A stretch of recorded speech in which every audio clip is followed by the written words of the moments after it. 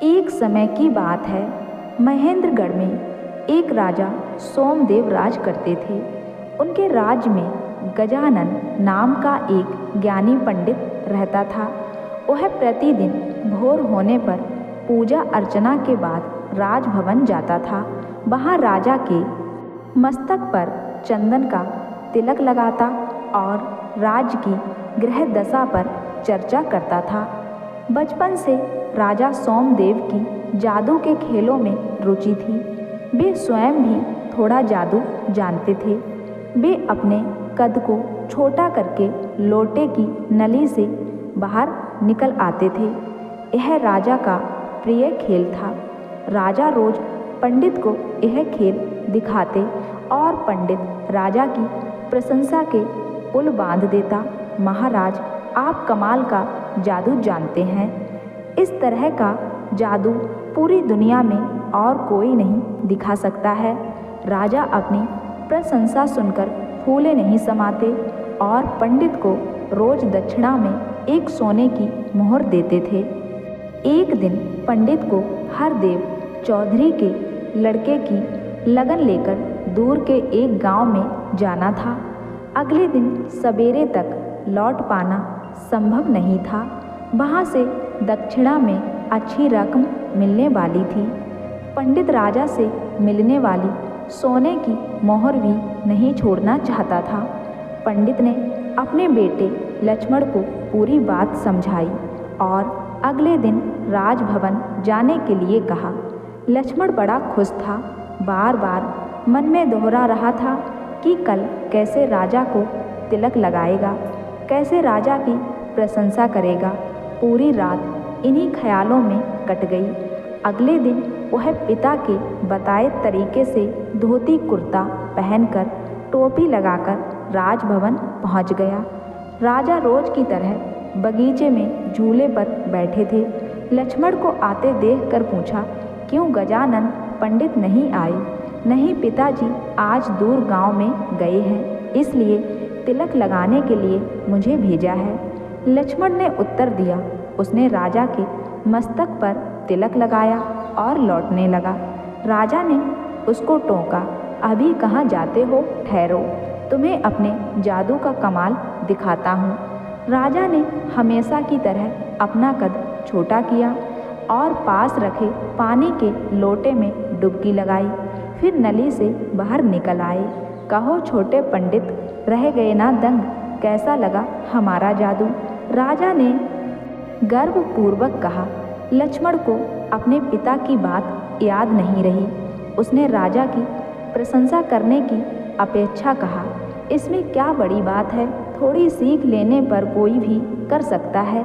यह उत्तर सुनकर राजा आग बबूला हो गया और गुस्से से बोला, यह बड़ी बात नहीं है तो तुम ऐसा कुछ करके दिखाओ जिससे सब तुम्हारे जादू का लोहा मान लें, नहीं तो तुम्हारे माता पिता सहित पूरे परिवार को कोल्हू में पिलवा दूंगा। राजा का क्रोध देखकर लक्ष्मण रोने लगा। वह बगैर दक्षिणा लिए ही घर लौट आया। उसके माता पिता ने जब पूरी बात सुनी तो वे रोते गिड़गिड़ाते राजा के पास अपने पुत्र की भूल के लिए क्षमा मांगने के लिए गए। लेकिन राजा पर उनकी विनती का कोई असर नहीं हुआ। राजा ने अपनी बात दोहराई, 6 महीने बाद सावन मास की पूर्णमासी के दिन तुम्हारा लड़का कोई अनोखा जादू दिखाएगा, नहीं तो पूरे परिवार को कोल्हू में पिलवा दिया जाएगा। लक्ष्मण के माता पिता रोते बिलखते घर लौट आए। उसने अपने दुखी माता पिता को ढाढ़स बंधाया, आप दोनों धीरज रखिए, मैं जादू सीखूंगा और इस घमंडी राजा को 6 महीने के भीतर अनोखा जादू दिखाऊंगा। अगले दिन लक्ष्मण सवेरा होने से पहले ही जादू सीखने की चाह में घर से निकल पड़ा। रास्ते में वह एक पेड़ के नीचे रुका। पेड़ की छांव में बैठते ही उसको झपकी आ गई। नींद में उसने कुछ गिरने की आवाज़ सुनकर अपनी आंखें खोली। उसने देखा पेड़ से कुछ दूरी पर एक छावड़ी रखी थी। पास ही एक बुढ़िया खड़ी थी। इधर उधर से उड़कर सब्जियां, कद्दू, टमाटर, लौकी, भिंडी आदि छावड़ी में आकर गिर रही थीं। जब छावड़ी भर गई तो बुढ़िया के बिना छुए ही उसके सिर के ऊपर कुछ ऊंचाई पर जाकर ठहर गई। बुढ़िया उसी तरह छावड़ी को लिए वहाँ से चल दी। लक्ष्मण ने अपनी आंखें मिली, वह तुरंत हड़बड़ाकर उठा। उसके मुंह से निकला जादूगरनी और वह बुढ़िया के पीछे हो लिया। बुढ़िया थोड़ी दूर जाने के बाद हरे रंग की एक दीवार के पास रुकी। उसने दीवार को हाथ से धकेला और भीतर घुस गई। लक्ष्मण भी उसके पीछे से घुस गया। भीतर एक और दीवार थी। दीवार पर एक घेरा बना था। बुढ़िया ने घेरे पर हाथ रखा तो वे एक गुफा में पहुंच गए। बुढ़िया जरा सा रुकी तो छावड़ी अपने आप जाकर जमीन पर टिक गई। अब बुढ़िया की नज़र लक्ष्मण पर पड़ी। उसने कड़क कर पूछा, कौन है तू? यहाँ कैसे घुस आया है? लक्ष्मण ने अपनी कहानी रोते हुए बुढ़िया को सुनाई। बुढ़िया का मन पिघल गया। उसने लक्ष्मण को अपने साथ रहने की अनुमति दे दी, लेकिन एक चेतावनी भी दी कि उसकी मर्जी के बगैर वह गुफा से बाहर नहीं जा सकता है। लक्ष्मण ने यह बात स्वीकार कर ली। बुढ़िया ने पास खड़ी अपनी बेटी सांवली को भोजन तैयार करने के लिए कहा। तीनों ने भोजन किया और सो गए। धीरे धीरे लक्ष्मण ने अपनी बातों से बुढ़िया का मन मोह लिया। एक दिन बुढ़िया उसे जादू की विद्या सिखाने के लिए तैयार हो गई। समय बीतते लक्ष्मण और सांवली में प्यार पनपने लगा। बुढ़िया को लक्ष्मण अच्छा लगने लगा था। उसने कोई आपत्ति नहीं की। खुशी से उसने दोनों की शादी करवा दी। लक्ष्मण को अपने नगर से निकले 5 महीने बीत गए। अब वह जादू के खेल में पारंगत हो गया था। उसने अपना और सांवली का नटनटी का भेष बनाया और राजा के पास गया और राजा से कमाल का मर्जी बनी का खेल दिखाने की इजाज़त ले ली और समय पर खेल शुरू हो गया। लक्ष्मण और सांवली नटनटी के भेष में मैदान में आए। जनता के बीच घेरे में उन्होंने एक चक्कर लगाया। सबने तालियों से उनका स्वागत किया। नट बने लक्ष्मण ने सूत का एक गोला आकाश की तरफ उछाला। आकाश और धरती के बीच धागे का एक पुल बन गया। आकाश में कोलाहल मच गया। उस शोर की भयंकर आवाज़ें धरती पर स्पष्ट सुनाई दे रही थीं। नट ने राजा से पूछा, क्या मैं आकाश में जाकर देख आऊं कि यह युद्ध क्यों हो रहा है? राजा ने इजाज़त दे दी और कहा, 2 घड़ी बाद लौट आना। यहाँ सब तुम्हारा मर्जी बनी कमाल देखने के लिए बैठे हैं। जी महाराज, नट ने कहा, लेकिन मुझे अपनी पत्नी की चिंता है। वह यहाँ किसी को नहीं जानती है। तुम्हारी पत्नी की सुरक्षा का जिम्मा हमारा है, राजा ने कहा। राजा की आज्ञा ले नट लटके हुए धागे के सहारे आकाश में चढ़ने लगा। धीरे धीरे वह जमीन से दिखाई देना बंद हो गया। सभी नट के लौटने की प्रतीक्षा में थे। तभी आकाश से किसी शरीर के कटे भाग नीचे गिरने लगे। सबने समझा युद्ध में किसी ने नट को मार दिया है। नटी विलाप करने लगी। लोगों ने उसे कटे शरीर के टुकड़े को अर्थी पर रखा और अंतिम संस्कार के लिए शमशान ले गए।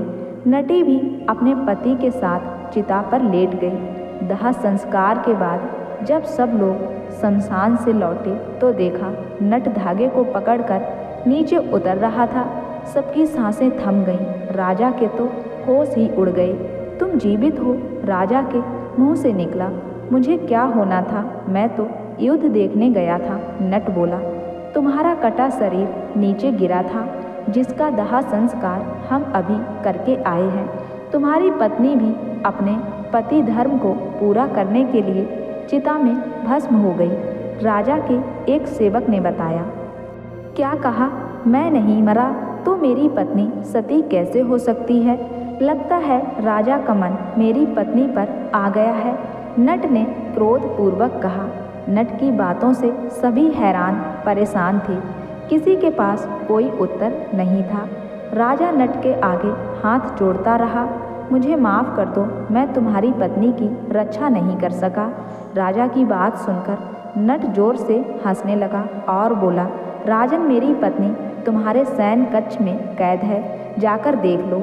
ऐसा नहीं हो सकता, हमने अपनी आँखों से उसे आग की लपटों में समाते देखा है।